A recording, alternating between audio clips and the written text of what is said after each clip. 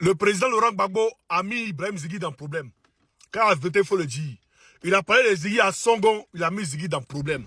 Voilà, à cause du président Laurent Gbagbo, ils ont condamné Zigui à 5 ans de prison et 20 millions d'amende. C'est ce que les petits ruminants là, les salauds là, avec voilà, les transfuges, bon, ils n'ont jamais été transfuges, ils sont RDR, mais ils sont venus pour nous piéger. Voilà, mais on les a démasqués. Zigui sont en train de raconter sur la toile. Mais il a dit, Zigui, il était en prison déjà, non? Il était en prison pourquoi? On veut savoir. Pourquoi Ibrahim Zigui était en prison? Était-il en prison? On veut savoir. Il n'a pas eu de condamnation. Ils l'ont pas jugé, ils l'ont pas condamné. Donc ils l'ont pris, ils l'ont jeté en prison. Pourquoi? Normalement, quand tu prends quelqu'un, tu dois le juger. Et quand le juge établit sa condamnation, établit les faits de sa culpabilité, là on les met en prison. Mais ils l'ont pas jugé. Dans le président Gbagbo est en train de se poser une question.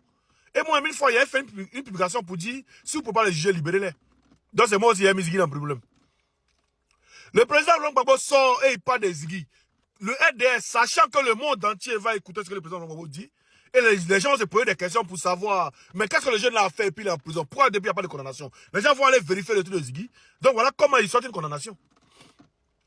Je répète, le président Laurent Gbagbo, parlant de Zigui, ça va alerter le monde entier.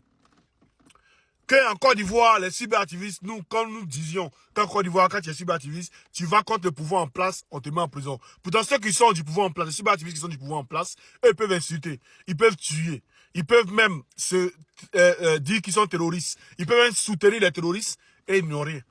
On ne les fait rien. Mais quand tu n'as pas du pouvoir en place, et quand tu dénonces juste, ça veut dire même la vie chère, on te prend, on te met en prison. Et est-ce que le président vous dénonce? Bon, vous avez condamné Zigui, mais c'est Vico. Excusez-moi. Vous êtes allé les chercher. Vous êtes allé chercher Sibiko en 2023 en Mauritanie. Vous le jugez ou vous le jugez pas? Sibiko là, c'est comment? Vous le jugez ou pas? Vous ne l'avez pas jugé. D'abord, Picasso, vous le jugez ou pas? Hein? Comment il s'appelle? Le vieux Charles Odel de Sobri, je ne sais pas si vous l'avez déjà jugé. Mais le vieux Lida Moïse, vous le jugez ou pas? Hein? L'ambassadeur Sidiki, vous le jugez ou pas? Boubacar, vous le jugez ou pas? Voilà, il y a beaucoup comment. Gala Kolobi, vous le jugez ou pas?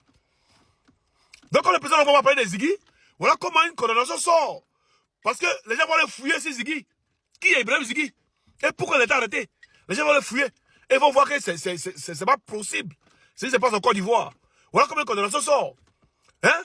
Et je vois un farfelu, c'est-à-dire un infiltré du RDR qui est venu dans notre boing. Parce que le PPAC aussi, c'est le problème qu'il a là. Quand il voit quelqu'un qui parle un peu de Bonet, il est prêt en même temps. Ouais, viens parler de Gbagbo. Il faut être Gbagbo d'abord avant de parler de Gbagbo. Il faut être gore avant de parler de Gbagbo. Normalement, la condition pour notre PPAC, il faut être gore d'abord. Pour notre PPACI. Parce que tu ne veux pas être au PPACI et puis ne pas avoir ne pas être gore, ne pas avoir l'idéologie de Gbagbo. Hein? On écoute une vidéo ici. Ça vous remémorer l'histoire. Là, demain, là, vous allez savoir qui contacter, vous allez savoir avec qui vous devez parler. Parce qu'il y a des gens que le RDA a envoyé pendant les élections pour venir rentrer dans nos rangs, pour venir nous infiltrer.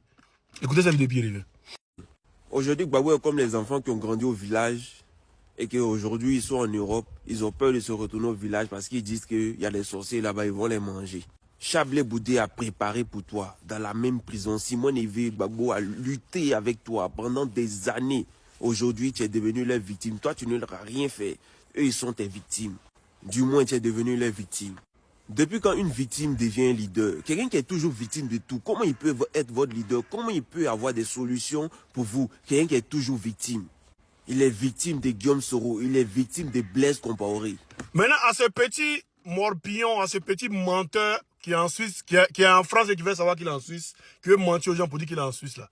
Attends, je te pose une question. Quand tu avais le PPACI là, pourquoi tu as pris Gbagbo comme leader alors? Pourquoi tu dis qu'il est victimiste toujours? Mais tu l'as pris pour leader par rapport à quoi? Hein? Mais toi, tu dis que. Toi, tu connais Macron, tu dis que vous êtes en train de mettre un plan en marche pour qu'on libère Zigui. Vous avez même demandé à ce que Zigui demande pardon. Mais il a demandé pardon, mais il a pris 5 ans. Hein? Donc c'est comment? Macron a-t-il échoué ou bien c'est comment? Parce que je veux savoir, ton ministre avec qui tu causes, il a échoué ou bien c'est comment? Hein? Parce que toi, tu ne savais pas où. Quand tu étais un nous, là, je te l'ai dit ouvertement, c'est les gars de diaspora comme qui sont en train de mettre C'est-à-dire qu'ils sont en train de me calmer. Sinon, toi, à longtemps, tes audios sont dehors. Quand tu m'appelais pour me demander si il y a armé pour aller au pouvoir, tout ça, et puis il jouait au grand, il jouait un truc avec toi là. C'est-à-dire, quand tu me parlais même des stades, tout ça là, toutes tes audios sont enregistrées, c'est là. Il attend le bon moment. Il y a ta suicide, tu vas pas croire. Tu es rentré en Côte d'Ivoire, non? Faut rentrer en Côte d'Ivoire, tu vas pas croire. C'est là que tu es rentré en Côte d'Ivoire, toutes tes audios vont sortir. Va. Va en Côte d'Ivoire. Tu vas pas croire. Toi, tu quand tu faisais trop confiance, quoi. Nous, on te connaissait à longtemps. Donc, quand tu étais dans un groupe, on fait des réunions là, on sort. Il y a pas de soldats. On ajoute les autres. On ajoute Joe, on ajoute Jean, on ajoute Rebecca, et puis on parle entre nous, sans toi. Tu sais pas ça? Demande à Raoul ou demande à Saki, ils vont t'expliquer. Tu sais pas ça? Tu vas donner trop confiance en toi. On te connaissait à longtemps, on sait que tu aimes Djé. Mais Ibrahim Zigui sait que tu aimes Djé. Voilà, il sait que tu aimes Glan. Par exemple, ton truc, quand Ibrahim te parle, Zigui ne te parle de moi, c'est la fin de là, tu peux être devant. Et ça, nous tous on est au courant. Même tous ceux qui sont dans le portail de Bojolo, tous sont au courant que tu aimes là. Tout le monde est au courant. Donc, tu ne peux pas pour Zigui quelqu'un. Comme mettre Dadier Rodrigue. Dadier Rodrigue, il a fait quoi? Et puis Zigui était condamné là. Il a fait quoi? Le RDA a vraiment peur du président Laurent Gbagbo. Mais quand le président Gbagbo sort pour parler net, ils sont trouvé un truc. Quand le président sort, c'est quoi? Parce qu'il devait le connaître. Quand le président Gbagbo a dit non, il y a 10 ans, 20 ans, tout le monde. Ils ont donné 10 ans, il n'a pas donné 20 ans. C'est-à-dire, ils sont tellement à coup. Mais le RDA, c'est comment vous posez comme question? Votre leader est où?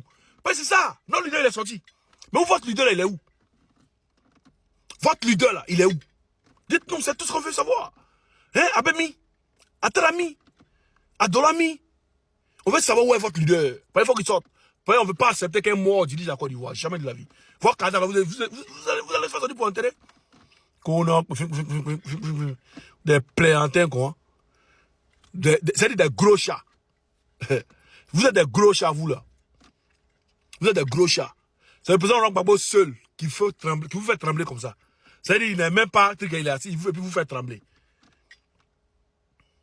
Il vous fait trembler. C'est-à-dire tellement vous n'avez plus rien à faire. Ils ont parlé des Ziggy net. Et puis c'est moi qui ai parlé de ça hier. Et comme le président Gbagbo a parlé des Ziggy, ouais, pourquoi la convention des Ziggy sort? Pour venir montrer au monde entier que voilà ce que Ziggy a fait, ouais, pourquoi on l'a condamné. Sinon là,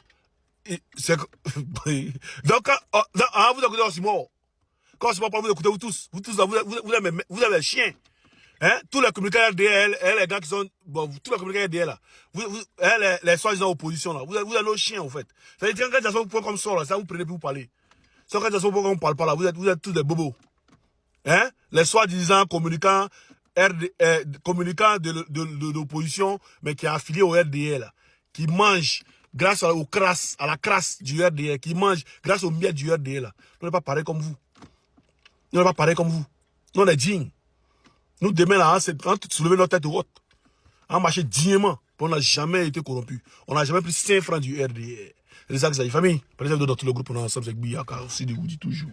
Il revient encore, il nous aura sorti encore ici, là.